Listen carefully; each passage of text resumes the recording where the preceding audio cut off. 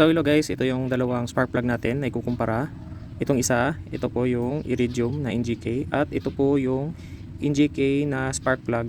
Standard po ito para sa ating Bajaj CT 125. So iti-test natin guys kung ano kalakas yung daloy ng kuryente sa bawat spark plug. So unahin natin itong standard na spark plug. So ito yung ating standard na spark plug. Try natin.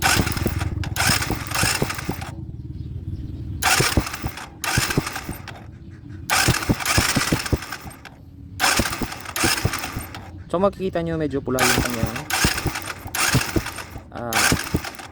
pull.